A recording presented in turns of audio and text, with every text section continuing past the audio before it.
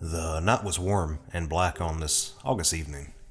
The masters of the houses were sleeping inside of their homes blissfully. 7 slaves squat around a fire as they make plans and schemes of how they would be able to taste freedom, their dark skins veiling them in the good night as they sung their songs under the moon above. How they would be able to escape from their captors and take their families elsewhere, somewhere much safer. Their activities came to a halt as one particular shade came to their meeting. The 31-year-old man had begun to think to himself as a prophet, and was affectionately called so by his peers for his Baptist services. He taught himself how to read and to write, but he, for the most part, willingly knew and taught the ways of the Holy Bible by heart only, and others listened in on and were enthused by his brilliant preaching. His philosophy not only had his fellow slaves' attention, but his own master as well.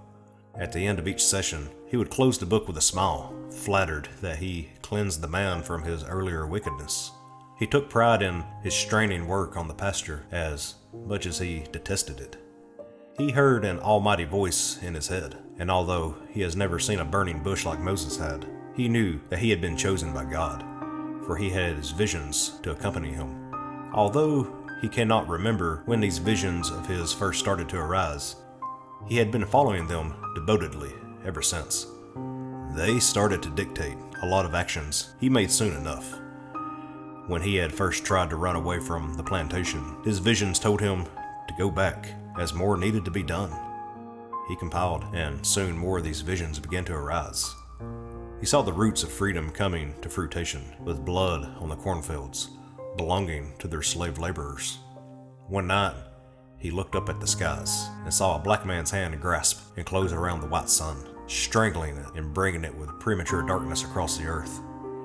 It was, at that moment, the man smiled as he took this as a sign. He knew that his day was coming soon. As much as he wanted to start the planned Southampton County insertion already, it was pushed back. Deliberation and illness held him back. More planning was required. He understood what the Lord was telling him and waited for his message.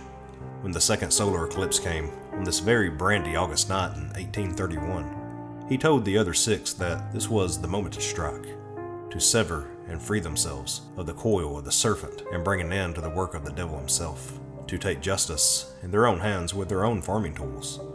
The first shall be the last, and the last shall be the first. So spoke the prophet in an awe-inspiring speech, quoting the words from the Spirit. The seeds were planted. It was the perfect time to start a revolution. The South was not ready for the storm that was about to approach. Using more silent weapons, the group came across their first house. Sneaking through the back window, they watched the man of the house sleep ever so peacefully in his bed, which would become his tomb. With carefulness, one of the men clapped the owner's mouth with his hand to silence him. The man woke at once, and muffled outcries began to come through the hand. Swiftly, the slaves began to work and started to stab the man's chest repeatedly with hatchets and knives, disemboweling him mercilessly. The one covering his mouth waited until the silent screams had ceased, and the light fading from the man's eyes before they moved on to his wife. Their children received the less gruesome deaths. They suffered only a quick axe to the brain. Each bed was a crimson wooden grave. The slaves of the house were scared by the time the group had come to them, but the minute that they mentioned their intentions were for vengeance and freedom, the group joined after a brief talking with their knowledgeable leader. Was Christ not crucified? From door to door, plantation to plantation, the slaves slew every white they would come across, without much hesitation. At one point, they stole a cavalry after caving the owner's skull in, with spare hammers lying around to the point where his hair caked the ends of them, speeding up their godly message on horseback. The blood of 60 stained their hatchets and blades. The others looked to their chief for further guidance. The prophet told them that they were exalted, and divine salvation, along with liberty, awaited them for their noble deeds, no matter how grisly they were. But, alas, their attempts were brought to a halt when a neighbor's dogs detected the screaming and smelt all the death in the air. Militias formed their own army that doubled the amount of the slaves had. Blood must be shed. During the next few months, the panicked white men began to lynch and torture every black man, woman, and child that they happened to come across.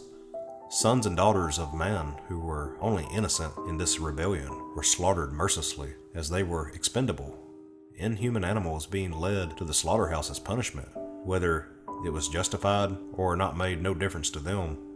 They were scared for themselves.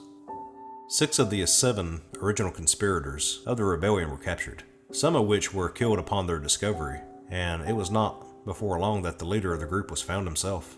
And one day, while he exited his hiding place in Jerusalem, he was met with the barrel of a rifle aimed at his head. The farmer never shook as he held the gun up and demanded who he was. With pride and glory and an unashamed smile, Nat Turner confessed to his actions. The man who had claimed himself as the forthcoming of Jesus Christ grinned widely as he walked towards the gallows, his chin up and standing tall as the noose was snugly wrapped around his throat as he was collared. He walked the path of a martyr, his rebellion ending with the kicking of his legs as he dropped below the hangman's stage. His actions and deeds were recorded, written down, and retold in history books.